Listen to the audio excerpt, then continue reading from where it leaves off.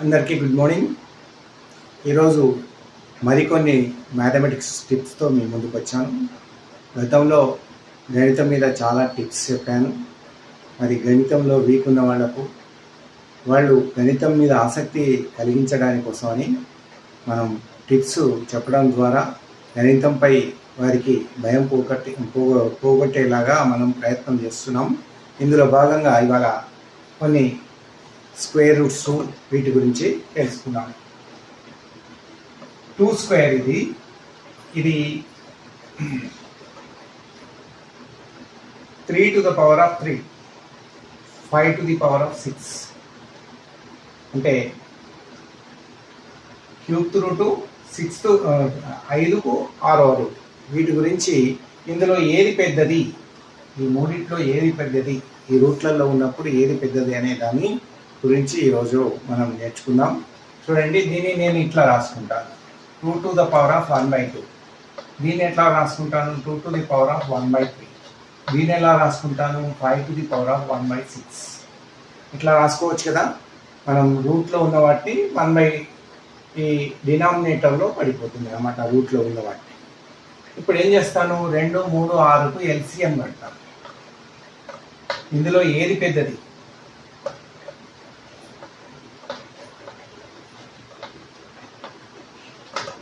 LCM కంటే 2, 3, 6, 3, 2కు 2, 3 ఒకట్ల 3, 3 2 6, మళ్ళా 2, 2 ఒకట్ల 2, 2 అంటే 6. ఎంత ఎల్సిఎం వచ్చింది, 6 వచ్చింది. ఈ 6 వచ్చినప్పుడు మనం ఇప్పుడు ఏం చేస్తాము, దీన్ని ఇక్కడ 2 to the power of 1/2 into 6.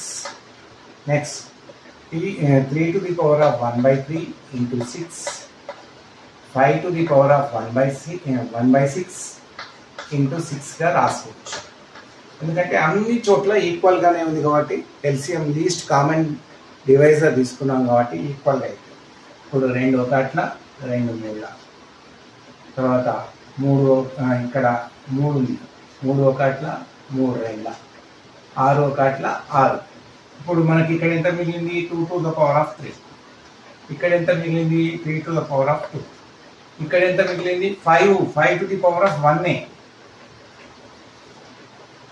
5 to the power of 1 అంటే 5 అన్నట్టే అవుతుంది. అంటే ఇది 2 2 4, 2 2 4, 4 2 8 అవుతుంది. ఇది 3 2 3 9 అవుతుంది. ఇది 5కు 5 అవుతుంది. అంటే దీనిలో మధ్యలోది పెద్దది. అంటే ఏది పెద్దది, ఇక్కడ మనకు క్యూబ్ రూట్ ఆఫ్ 3 అనేది పెద్దది.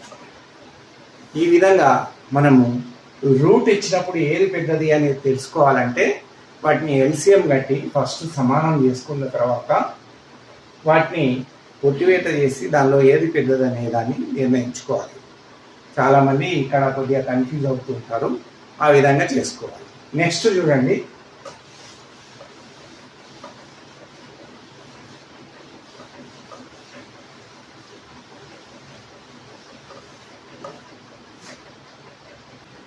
నెక్స్ట్ ఇక్కడ మనకు 3కి 10కి భాగారం చేయాలి, 10ని 3 చేత భాగారం చేయాలి.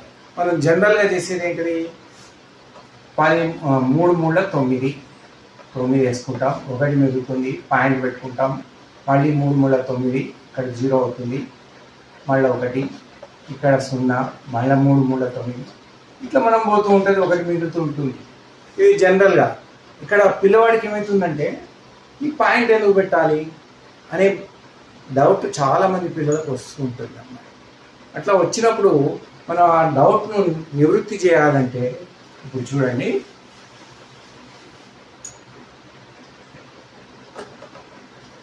ఇదే దాన్ని ఇలా రాసుకుంటాను, 10 కదా, ఇక్కడ పాయింట్ పెట్టుకుంటాను, ఇక్కడ 0 పెట్టుకుంటాను. ఇప్పుడు చూడండి, 3 3 9, 1, ఈ పాయింట్ని ఇక్కడ పెట్టేసుకొని మళ్ళీ ఈ 0ని ఇక్కడ తీసుకుంటాను. ఇట్లా చెప్తే పిల్లవాడికి ఆ పాయింట్ ఇప్పుడు 10 యొక్క విలువ మారదు. 10.0 అంటే 10. 10.0 తర్వాత ఎన్ని జీరోస్ పెట్టినా కూడా 10 అవుతుంది. కాబట్టి ఇక్కడ ఈ పాయింట్ ఎందుకు పెట్టుకున్నాననే నివృత్తి కలుగుతుంది. ఇప్పుడు చూడండి 9. ఒకటి, మళ్ళీ ఒక సున్నా పెట్టుకుంటారు, మళ్ళీ ఆ సున్నాలు కింద దించుకుంటారు, మళ్ళీ 3 3 9 ఒకటి.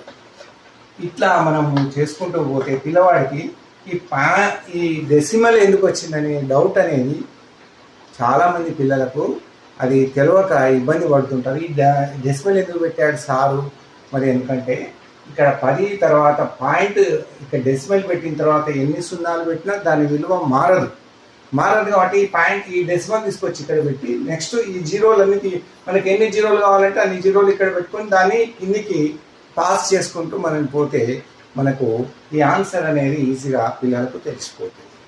అలాగే చూడండి నెక్స్ట్ ఇంకోటి ఈ పవర్కి సంబంధించిందే చెప్తాను. 8 to the power of -3 -1. చాలామంది ఏం చేస్తారంటే మైనస్ ఇంటూ మైనస్ ప్లస్ అవుతుంది, 3 1 3 అని 8 to the power of 3 అని రాస్తాం. అట్లా కాకుండా మనం ఏం చేయాలంటే ఫస్ట్ ఈ రెండింటి యొక్క విలువను మనం డిసైడ్ చేయాలి.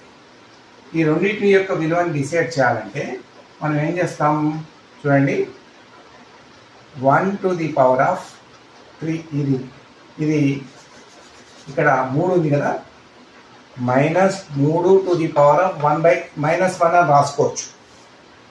ఇట్లా రాసుకోవచ్చు.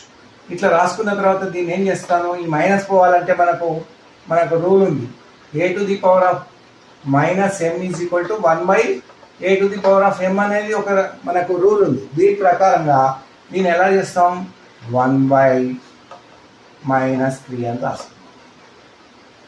ఇలా అంటే ఇక్కడ మనకేమేంది ఎక్స్పోనెంట్ వెళ్ళిపోతుంది అన్నమాట. ఎక్స్పోనెంట్ వెళ్ళిపోయిన తర్వాత ఇప్పుడు మనకి ఇక్కడ ఏమైంది, ఇది 1/-3 అయింది. అంటే దీన్ని మనం ఇట్లా కూడా రాసుకోవచ్చు, -1/3. ఇప్పుడు 8 to the power of -1/3. దీన్ని మళ్ళీ ఎలా చేసుకోవచ్చు, ఈ మైనస్ తీసేయాలి కాబట్టి 1/8 to the power of 1/3 అని రాసుకోవచ్చు. మళ్ళీ దీన్ని ఎట్లా రాసుకోవచ్చు, దీన్ని 2 యొక్క పవర్లో లోపల రాసుకోవాలంటే 2 to the power of 3 into 1/3. 2 2 4 4 2 8. ఈ రెండు ఇట్లా కొట్టివేత చేస్తే మనకు 1/2 వస్తుంది. ఈ విధంగా మనం పిల్లల లోపల ఫస్ట్ పవర్ను డిసైడ్ చేసిన తర్వాతనే ఈ కింది మనం బేస్ను దాని యొక్క లెక్కను చూసుకోవాలి. అప్పుడైతేనే మనకు కరెక్ట్ ఆన్సర్ వస్తుంది. నెక్స్ట్ చూడండి ఇంకోటి ఇట్లాంటిదే ఎక్స్పోనెంట్దే, 4 to the power of 2 to the power of 2 కాస్త పెద్దగా ఉంటుంది. ఇది 4 to the power of 2 to the power of 2 1 5 6 ఇంత పెద్ద పవర్ ఉంటుంది. మరి చాలామంది పిల్లలు ఏం చేస్తారు అంటే దీంతో గురించి దీంతో గురించి ఆన్సర్ వేస్తుంటారు. అట్లా కాకుండా మనం ఇందాక దానిలో చేసినట్టుగా ఫస్ట్ ఈ రెండింటిని డిసైడ్ చేయాలి. 5 to the power of 6 అంటే 5ని 6 సార్లు వేసి గుణిస్తే మనకి ఎంత వస్తుంది, 15,625 వస్తుంది. ఈ కింద ఎంత ఉంది, 1 ఉంది. అంటే 1 to the power of 15,625 అంటే 1 పైన మనకి ఎంత ఘాతం ఉన్నా దాని విలువ వాల్యూ 1 అవుతుంది. కాబట్టి ఇక్కడ ఎంత అవుతుంది మనకి, ఇక్కడ ఇది 4 to the power of 2 to the power of 2 1 అవుతుంది అన్నమాట. అంటే ఈ 1 ఉన్నా ఒకటే లేకున్నా ఒకటే. కాబట్టి మనం ఏం చేస్తాం, 4 to the power of 2 to the power of 2 అని రాస్తాం. ఇప్పుడు ఏమవుతుంది, 2 2 4 4 to the power of 4. మళ్ళీ దీన్ని ఎట్లా రాసుకోవచ్చు, ఈ 2ను 2 to the power of 2 4 to the power of 4. ఇప్పుడు మనకు ఒక సూత్రం ఉంది, a to the power of n to the power of m is equal to a to the power of mn అనే సూత్రం ప్రకారం ఈ రెండింటిని గుణిస్తే 2 to the power of 6 అంటే 2 4 8. ఈ రెండింటిని గుణిస్తే 8 అవుతుంది అన్నమాట. అంటే ఇప్పుడు 2ను 8 సార్లు వేసి గుణించాలి. అంటే 2 into 2 into 2 into 2 into 2 into 2 into 2 into 2 1 2 3 4 5 6 7 8. 2 2 4 4 2 8 8 2 16 16 రెండ్ల 32, 32 రెండ్ల 120, 32 రెండ్ల 64, 64 రెండ్ల 128, 128 రెండ్ల 2 6 12, 2 5 11, 2 2 4 1 5, 2 1 256 answer. ఈ విధంగా మనము పవర్ లోపల ఎన్ని అంకెలు ఉన్నా ఫస్ట్ పై వాటిని డిసైడ్ చేసుకుంటూ మనం చేస్తే చాలా ఈజీగా ఉంటుంది. ఈ విధంగా మనం పిల్లలకు గణితంలో టిప్స్ చెప్పుకుంటూ వారికి గణితం పట్ల ఆసక్తి పెంచడానికి చాలా ఉపయుక్తమవుతుంది.